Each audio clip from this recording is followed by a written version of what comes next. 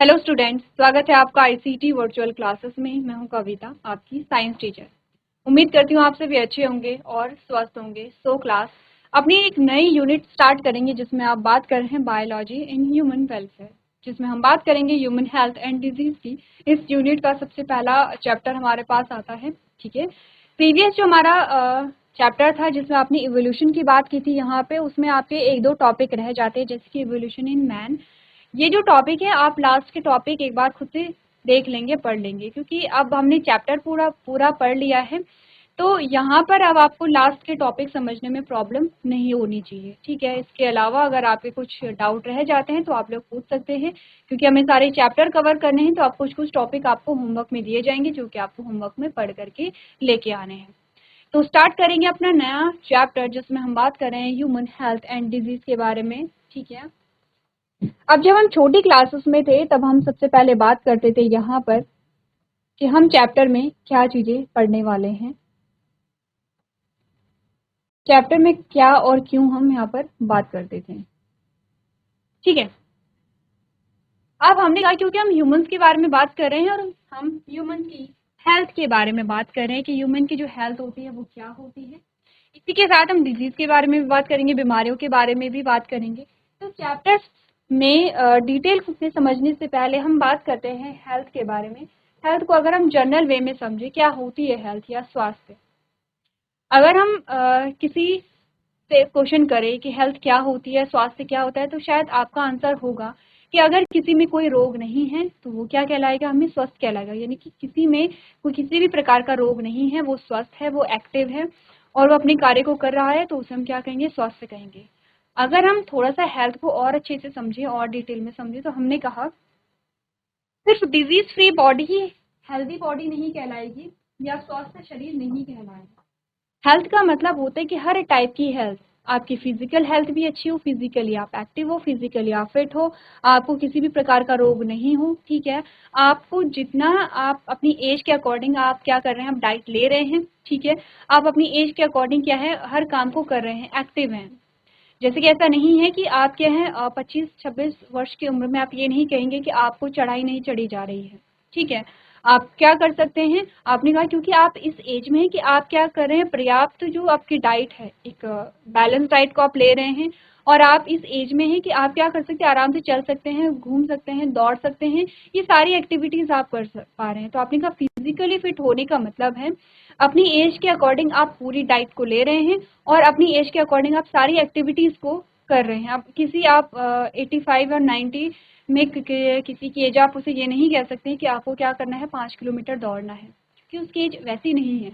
लेकिन अगर आप जिस एज में आपको कहा जाए कि आपको 5 किलोमीटर दौड़ना है तो आप बिल्कुल दौड़ सकते हैं। ठीक है, अगर नहीं दौड़ पा रहे हैं तो दो चीजें हो सकती हैं, या तो आप प्रैक्टिस में नहीं है, या तो आपका लाइफस्टाइल ही ऐसा है कि आप दौड़ते ही नहीं हैं, आप एक्सरसाइज नहीं करते हैं, आप घर में ही रहते हैं, आप बैठे ही रहते हैं। ठीक है, एक तो ये रीजन हो सकता है कि आपकी प्रैक्टिस में चीजें नहीं है, दूसरा ये हो सकता है कि क्या है, जो बॉडी है वो हेल्दी नहीं है, कोई ना कोई प्रॉब्लम है जिससे कि आप फिजिकली एक्टिव नहीं हैं। तो पहला होता है फिजिकल हेल्थ, दूसरा होता है मेंटल हेल्थ। मेंटल हेल्थ यानी कि आपने कहा कि कुछ ऐसे लोग होते हैं जो बहुत छोटी छोटी चीज़ों की टेंशन करने लगते हैं, बहुत छोटी छोटी चीज़ों के बारे में सोचने लगते हैं।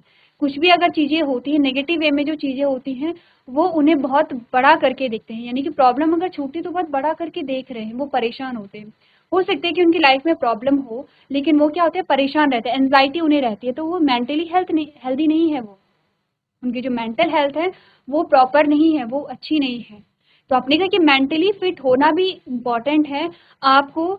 देखिए, प्रॉब्लम्स होती हैं लेकिन हमें प्रॉब्लम्स के सॉल्यूशन पे जाना है, ऐसा नहीं है कि हम टेंशन लेकर के बैठ जाएंगे। ठीक है, अब अगर मेंटली फिट रहना है तो अगेन वही होता है कि मेंटली फिट, ये सारी जो आपने कहा कि जितनी भी आप हेल्थ के बारे में पढ़ेंगे, अलग अलग प्रकार के जो आपने हेल्थ देखेंगे, जैसे कि अभी आपने फिजिकल हेल्थ की बात की, अब आप मेंटल हेल्थ की बात कर रहे हैं।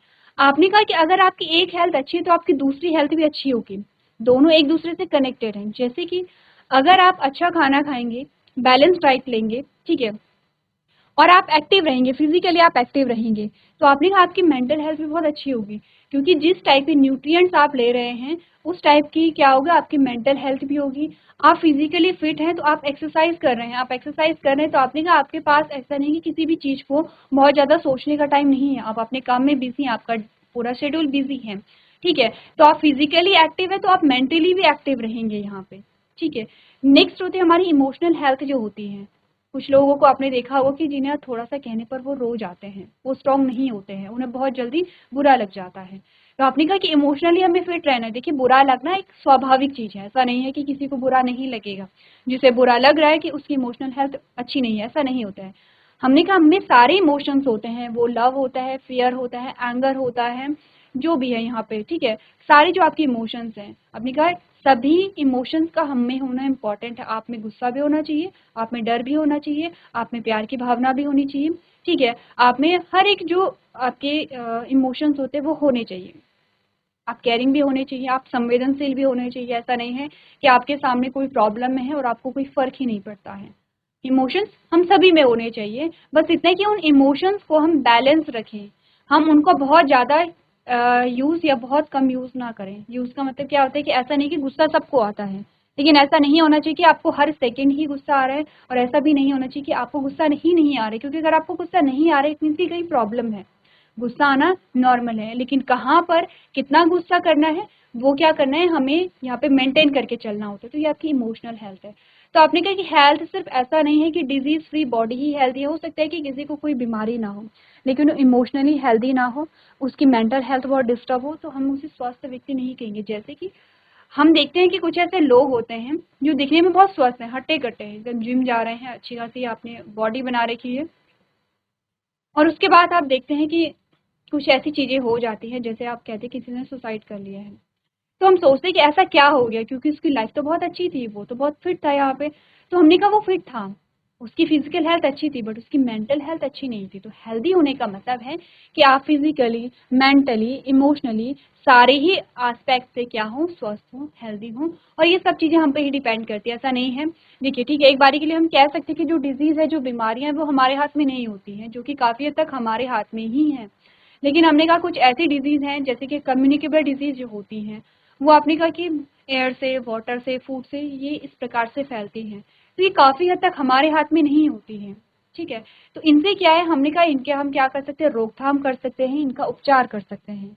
इसके अलावा कुछ ऐसी बीमारियां हैं कि जिनसे हम खुद ही बच सकते हैं, ठीक है। जैसे कि अगर हम बात करें यहाँ पर जो सेक्सुअली ट्रांसमिटेड डिजीज होती हैं, तो उनसे हम खुद बचा जा सकता है, ठीक है। हमने कहा एक बारी के लिए हम कह सकते हैं कि जो फिजिकल हेल्थ है वो हमारे हाथ में 50-50 है। अगर हम अच्छी डाइट ले रहे हैं, प्रॉपर डाइट ले रहे हैं, तो हमारा शरीर क्या होगा, स्ट्रांग होगा। हमारी बॉडी जितनी स्ट्रांग होगी, हमारा इम्यून सिस्टम उतना स्ट्रांग होगा, और अगर आपकी इम्यूनिटी अच्छी है तो आप जल्दी बीमार नहीं पड़ेंगे। लेकिन अगर हम बात करें मेंटल हेल्थ की, और हम बात करें यहाँ पर इमोशनल हेल्थ की, वो पूरी की पूरी हमारे हाथ में होती है। आप अपनी मेंटल और इमोशनल हेल्थ को क्या कर सकते हैं, और अच्छा बना सकते हैं अपनी फिजिकल हेल्थ पर ध्यान दे करके, ठीक है। तो ये तो एक जनरल एस्पेक्ट में हमने बात की है हेल्थ के बारे में। अब हम बात करेंगे यहाँ पर बायोलॉजी के टर्म्स में समझेंगे हेल्थ को, ठीक है। बायो के टर्म्स में अगर हम हेल्थ और डिजीज एक साथ पढ़ रहे हैं तो यहाँ पर हम फिजिकल हेल्थ की बात कर रहे हैं, ठीक है। बेसिकली इस चैप्टर में आप पढ़ने वाले हैं फिजिकल हेल्थ के बारे में। अब हेल्थ क्या होती है, हमने सिंपल सी एक डेफिनेशन है, आपने कहा डिजीज फ्री जो बॉडी है उसे हम क्या कह रहे हैं, इट मीन्स कि वो फिजिकली क्या है, हेल्दी है। हेल्थ की डेफिनेशन अगर हम सबसे पहले पढ़े तो हमने कहा health is defined as a state of complex physical, mental, social wellbeing, ठीक है। सोशल या इमोशनल सेम चीज है। इमोशनल का मतलब क्या होता है, जैसे कि मैंने एग्जांपल दिया कि किसी को बहुत जल्दी किसी चीज का बुरा लग जाता है, कोई अननोन पर्सन भी है, उसे किसी ने कुछ कहा और उसे इतना बुरा लग गया है कि वो बहुत हर्ट यहाँ पे हो जाता है। अब मैंने दो चीजें कही हैं, बुरा लगना इज नॉर्मल, ठीक है, बुरा लगता है, लेकिन आप इतना सैड नहीं हो सकते हैं कि आप उस चीज को लेके बैठ जाएं, ठीक है। आपको क्या करना पड़ेगा, यहाँ पे जो फैक्चुअल चीजें हैं, लॉजिकल चीजें हैं, वो आपको यहाँ पे देखनी पड़ेंगी। आप सोशली उतने ही फिट होंगे, आप सोशली उतने ही अच्छे होंगे, सोशल बिहेवियर आपका उतना ही अच्छा होगा जितना आप इमोशनली स्ट्रांग होते हैं, ठीक है। तो इमोशनल जो हेल्थ है या सोशल जो हेल्थ है वो आपकी लगभग सेम होती है। आपने कहा डिजीज कैसे हम डिफाइन कर सकते हैं, आपने कहा डिजीज हेल्थ आप कैसे डिफाइन कर सकते हैं? आपकी का जो हेल्थ होती है उसकी कुछ स्टेट होती है, जैसे फिजिकल हेल्थ है, यहाँ पे मेंटल हेल्थ है और सोशल वेल बीइंग जो है, इन सबको मिला करके हम कहते हैं हेल्थ। अगर ये तीनों ही एस्पेक्ट आपके अच्छे हैं तो हम कहते हैं आपको कि आप हेल्दी हैं यहाँ पे। दूसरा आपने कहा the factor which affect human health are. चलिए ये तो आगे की बातें हो गई हैं, ठीक है। आपने कहा कुछ ऐसी चीजें होती हैं कि जो हमारी हेल्थ को अफेक्ट करती हैं, जैसे कि जेनेटिक जो चीजें हैं, इन्फेक्शन जो है या लाइफस्टाइल है। अब हमने कहा हमारे हाथ में कंप्लीटली जो है 100% वो हमारा लाइफस्टाइल है। आपने कहा कि तीन चीजें आपकी हेल्थ को क्या करती हैं, प्रभावित करती हैं, अपने स्वास्थ्य को प्रभावित करती हैं। एक तो आपकी जीवन शैली है, आपका लाइफस्टाइल है, दूसरा आप इन्फेक्शन जो संक्रमण होते हैं, और तीसरा जेनेटिक डिसऑर्डर जो आनुवांशिक जो विकृति होती है, आनुवांशिक जो विकार होते हैं।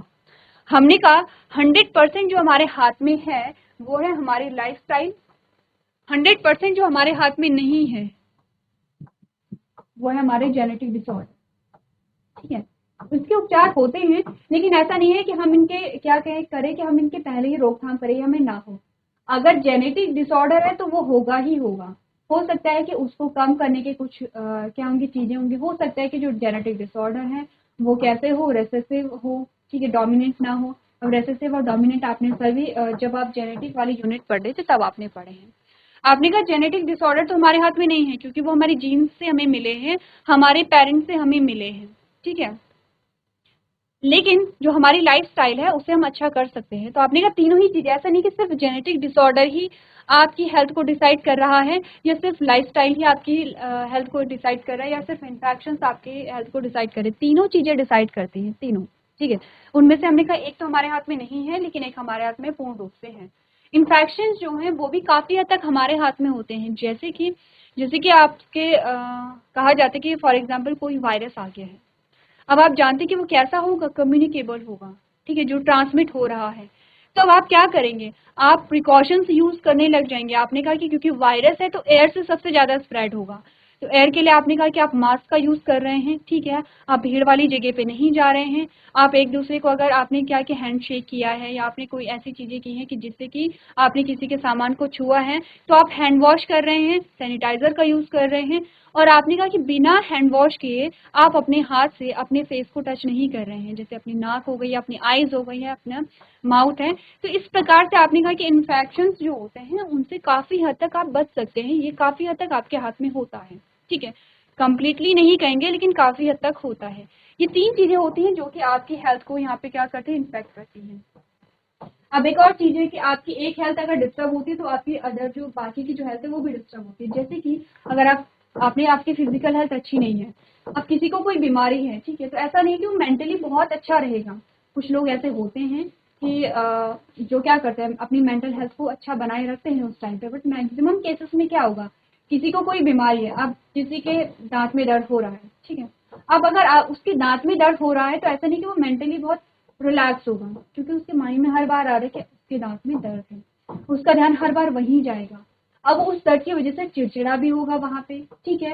तो हमने कहा कि अगर फिजिकल हेल्थ अच्छी नहीं है तो मेंटल हेल्थ बहुत अच्छी नहीं हो सकती है। अगर मेंटल हेल्थ बहुत अच्छी नहीं है तो सोशली आप बहुत वेलबींग नहीं हो सकते हैं, आपकी इमोशनल हेल्थ बहुत अच्छी नहीं हो सकती है। अब आपके दांत में दर्द है, आप वैसे ही डिस्टर्ब हैं, किसी ने आपको कुछ बोल दिया है तो आप चिढ़ जाएंगे। इसीलिए कहा जाता है कि अपनी फिजिकल हेल्थ पे बहुत ध्यान दीजिए, क्योंकि फिजिकल हेल्थ अगर अच्छी है तो बाकी की जो हेल्थ है वो भी अच्छी होती है, ठीक है। आगे बढ़ते हैं। अब हमने कहा कि क्या क्या कर सकते हैं कि हमारी जो हेल्थ है वो अच्छी बनी रहे। तो आपने कहा बैलेंस डाइट है, पर्सनल हाइजीन जो है, आप साफ सफाई का ध्यान रखेंगे, रेगुलर एक्सरसाइज करेंगे, फिजिकल हेल्थ के लिए बहुत इंपॉर्टेंट है, जो कि एक अच्छी हेल्थ को बनाए रखता है। देखिए हमने कहा कि बैलेंस डाइट आपने ले ली है, आप हाइजीन का भी ध्यान रखने, बट आपकी बॉडी एक्टिव नहीं है। आपसे कहा जाए कि आपको 1 किलोमीटर भाग के जाना है, आप नहीं भाग पाएंगे क्योंकि प्रैक्टिस में नहीं है वो चीजें, ठीक है। इसीलिए सब चीजें इंपॉर्टेंट है, बैलेंस डाइट इंपॉर्टेंट है, हाइजीन इंपॉर्टेंट है और एक्सरसाइज मस्ट है यहाँ पे। नेक्स्ट आपने कहा अवेयरनेस अबाउट डिजीज। हमें पता होना चाहिए कि बीमारियां क्या हैं, किस प्रकार की हैं। जैसे कि अभी हमने एग्जांपल लिया है, अभी आप देख रहे हैं कि यहाँ पर जैसे कोविड के बारे में आपने बात की, एक नए वायरस के बारे में अभी हम बात कर रहे हैं कि एक नया वायरस भी आ रहा है जो रेस्पिरेटरी ट्रैक को ही इन्फेक्ट कर रहा है, ठीक है। इट मीन्स कि वो भी क्या है, आपने कहा कि एयर से सबसे ज्यादा ट्रांसमिट होगा। अब हमें इतना पता है कि कोई अगर डिजीज है जो स्प्रेड हो रही है वो वायरस की वजह से हो रही है, हमें पता है कि वायरस सबसे ज़्यादा जो ट्रांसमिट होता है वो एयर में होगा, तो हम क्या करेंगे, प्रिकॉशंस यूज़ करेंगे। तो हमने कहा इन्फॉर्मेशन होनी चाहिए हमारे पास, अवेयरनेस होनी चाहिए हमारे पास कोई बीमारी है उसके लिए कि क्या किया जाए। अब जैसे दो डिजीज है, आपने कहा कि किसी को कम्युनिकेबल डिजीज हो गई है, किसी को कैंसर हो गया है, हमें दोनों डिजीज के बारे में पता होना चाहिए क्योंकि सेम प्रिकॉशंस हम दोनों डिजीज में नहीं रखेंगे, दोनों डिजीज अलग अलग है। कैंसर जो है वो इन्फेक्शियस नहीं है, कैंसर जो वो कम्युनिकेबल नहीं है, ऐसा नहीं कि आप किसी को टच करेंगे और उससे भी हो जाएगा। लेकिन अगर हम कम्युनिकेबल डिजीज की बात करें, ठीक है, जैसे कि हमने अभी कोविड की बात की है या जो रिसेंट में जो वायरस चल रहा है अगर उसकी हम बात करें, तो हमने कहा कि ये या फिर कॉमन कोल्ड हो गया है, चलो बहुत बड़ी डिजीज पे ना भी जाए, हमने कहा कॉमन कोल्ड है, तो हमें पता है कि ये कैसी डिजीज होती हैं, ये संक्रामक हैं, ये क्या हो जाती हैं, स्प्रेड होती हैं। तो आप क्या करेंगे, जो कम्युनिकेबल डिजीज है उसके लिए कुछ और प्रिकॉशंस यूज करेंगे, जो कैंसीरियस जो डिजीज है उसके लिए कुछ और प्रिकॉशंस यूज करेंगे, जो पर्सन वहाँ पे इन्फेक्ट है वो क्या क्या प्रिकॉशंस वहाँ पर ले सकता है। ठीक है, अब अगर हमने कहा कैंसर है वो क्या है, नॉन कम्युनिकेबल डिजीज है, लेकिन हम ये तो समझ सकते हैं, ये तो सीख सकते हैं कि कैंसर होता क्या है, किस प्रकार से होता है, कितनी स्टेजेस होती हैं, कैसे पता चलता है, या क्या क्या उसके सिम्टम्स होते हैं, जिससे कि क्या है हम अवेयर रह सकें। तो मेरा अवेयरनेस जो है वो मस्ट इम्पॉर्टेंट है then and their effect on different body function. ठीक है, हमें इतना पता होना चाहिए कि डिजीज क्या है, किस प्रकार से होती है, किस प्रकार से फैल रही है, और क्या इसकी सिम्टम्स है, क्या क्या चीजें होती हैं जब ये डिजीज होती है। नेक्स्ट हमने कहा कि वैक्सीनेशन मस्ट इम्पॉर्टेंट है। अब छोटी क्लासेस में हमने वैक्सीनेशन का थोड़ा सा आइडिया लिया था, इस चैप्टर में हम वैक्सीन को बहुत डिटेल में समझेंगे, अच्छे से समझेंगे, लेकिन आपने एक आइडिया लिया है कि वैक्सीन क्या होती हैं, क्यों ली जाती हैं। नेक्स्ट हमने कहा proper disposal of waste, control of vectors, maintenance of hygiene, food, and water resources are necessary for achieving good health. Is defined as the state of, अच्छा ये फिर से रिपीट हो गया है। अच्छी हेल्थ के लिए हमें क्या क्या करना चाहिए, आपने कहा अवेयरनेस होनी चाहिए डिजीज के बारे में, हर टाइप की इंफॉर्मेशन आपको पास होनी चाहिए कि वो डिजीज क्या है, क्यों है, किस प्रकार से होती है। वैक्सीनेशन करना चाहिए, प्रॉपर डिस्पोजल होना चाहिए वेस्ट का, वेक्टर्स को कंट्रोल करना चाहिए, गुड हाइजेनिक फूड आपको यहाँ पे लेना चाहिए। ठीक है, अच्छा ये फिर से आपने कहा ये सेम जो चीज है ये रिपीट हो गई है। ठीक है, इम्पोर्टेंट जो भी चीजें हमने कही हैं, तो सबसे पहले आपके चैप्टर का जो फर्स्ट टर्म है हेल्थ, उसे आपने समझा। ठीक है, जनरल वे में अभी हमने समझा है, यहाँ पर क्या क्या समझा है इसके बारे में बात कीजिए। उसके बारे में एक और चीज हमारे पास आती है इम्यूनिटी, इम्यूनिटी क्या होती है, क्यों होती है, इसके बारे में बात करेंगे। ठीक है, देन हमारे पास नेक्स्ट टर्म आता है डिजीज। तो पहले बेसिक से स्टार्ट करेंगे यहाँ पर, उसके बाद हम क्या करेंगे, चैप्टर में जो आपके टॉपिक होते हैं उन्हें स्टार्ट करेंगे। तो एक बार रीड कर लीजिए जो भी चीजें हमने डिस्कस की हैं यहाँ पे।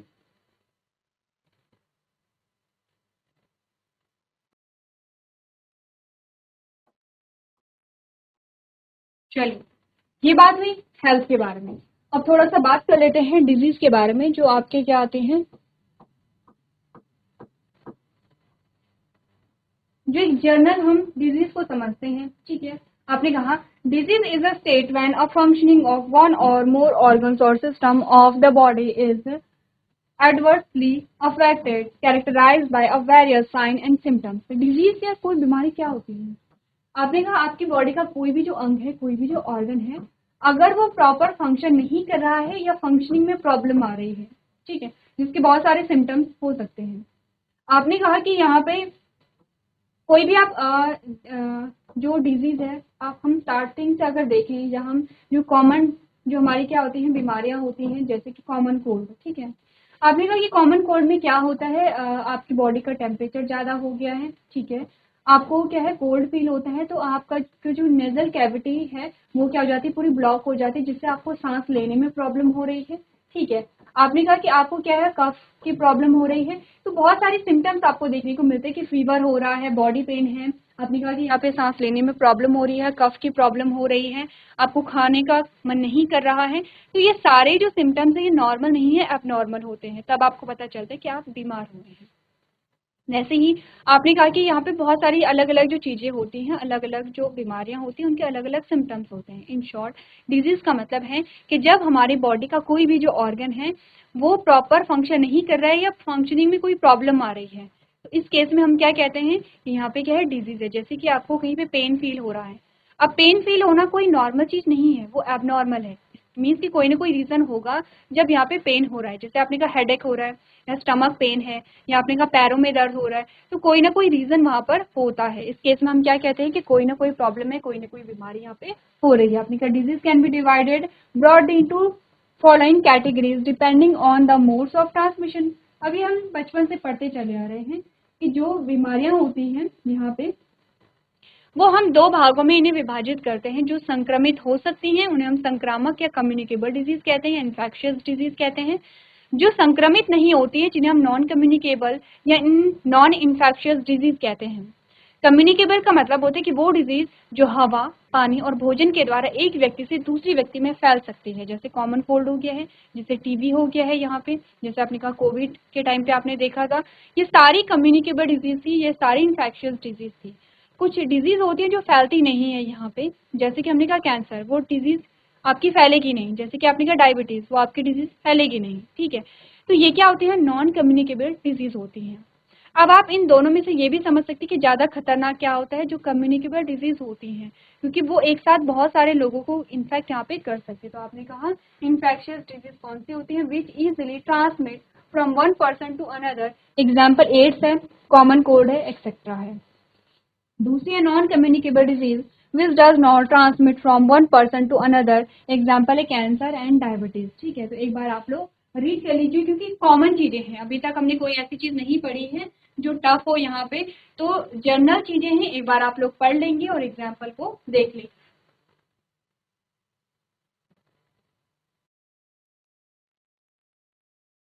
चलिए थोड़ा सा और जानते हैं यहाँ पे डिजीज के बारे में। नेक्स्ट हमने कहा disease causing organism called pathogens. अब ये जो वर्ड है ये बार बार सुनेंगे, हर बार सुनेंगे जब तक आप इस चैप्टर को पढ़ेंगे। ध्यान रखिए, जिस भी ऑर्गेनिज्म से डिजीज हो रही है, जो भी ऑर्गेनिज्म डिजीज को कॉज कर रहा है, उसे हम कहते हैं पैथोजन। ये वर्ड आप पहली बार नहीं सुन रहे हैं, जब आपने वैक्सीनेशन के बारे में पढ़ा होगा तो हमने इस टर्म का यूज किया है। अब पैथोजन क्या हो सकते हैं, वो बैक्टीरिया हो सकता है, वो वायरस हो सकता है, वो फंजाई हो सकता है, वो प्रोटोजोन्स हो सकते हैं, या वो हेलमिंथीज हो सकते हैं। इनमें से कोई भी जो जीव है जो कि बीमारियों के लिए उत्तरदायी है, वो क्या होगा, पैथोजन होगा, ठीक है। The above described pathogens enter the body by direct contact, contaminated food and water, droplet infection etc. आपने कहा ये जो पैथोजन है ये कैसे यहाँ पे बॉडी में एंटर करते हैं, डायरेक्ट कांटेक्ट से हो सकता है, ठीक है। अगर आपने दूषित जो भोजन है वो ग्रहण कर लिया है, अगर आपने जो गंदा पानी है, या आपने कहा कि जो कॉन्टामिनेटेड वाटर आपने ले लिया है, या आपने कहा कि ड्रॉपलेट इन्फेक्शन, जैसे कि हमने कहा कॉमन कोल्ड कैसे फैलता है, जब किसी को छींक आती है, तो जो छींक में आपने कहा कुछ वाटर के ड्रॉपलेट जो होती है उनमें जो वायरस है वो भी क्या निकलते हैं, या जो यहाँ पे इन्फेक्शियस जो पैथोजन है वो भी क्या निकलते हैं, बाहर निकलते हैं, ठीक है। नेक्स्ट हमने कहा the pathogens multiply in body cells. Pathogen क्या करते हैं, हमारे बॉडी के जो सेल्स होते हैं उनमें बहुत जल्दी मल्टीप्लाई करते हैं, बहुत जल्दी अपने नंबर को इंक्रीज करते हैं। Interfere with normal vital activities, जो हमारी नॉर्मल एक्टिविटीज होती है, जो हमारी सेल की नॉर्मल फंक्शनिंग है, उसे क्या करेंगे, डिस्टर्ब करेंगे। Cause morphological and functional damage, क्या करेंगे, मॉर्फोलॉजिकल और फंक्शनल डैमेज करेंगे, तभी आपको सिम्टम्स देखने को मिलते हैं। ऐसा नहीं कि आपकी बॉडी में पैथोजन एंटर हुआ और आपको डायरेक्ट सिम्टम्स दिखे, कुछ कुछ तो ऐसे डिजीज होती हैं जिनके सिम्टम्स आपको बहुत देर में पता चलते हैं। तो हमने कहा कि थोड़ा जो सिम्टम्स है वो थोड़ा टाइम लेकर के आपको बताएंगे, जब मॉर्फोलॉजिकल और फंक्शनल डैमेज वहां पर होता है। Infectious disease can be divided into certain categories based on the type of pathogen। आपने कहा infectious disease को भी अलग अलग कैटेगरी में डिवाइड किया गया है on the basis of pathogen, ठीक है। यानी कि जो रोगजनक, पैथोजन को क्या कहते हैं, रोगजनक कहते हैं। चलिए क्या होते हैं पैथोजन, उसे एक बार आप लोग जल्दी से रीड कर लेंगे।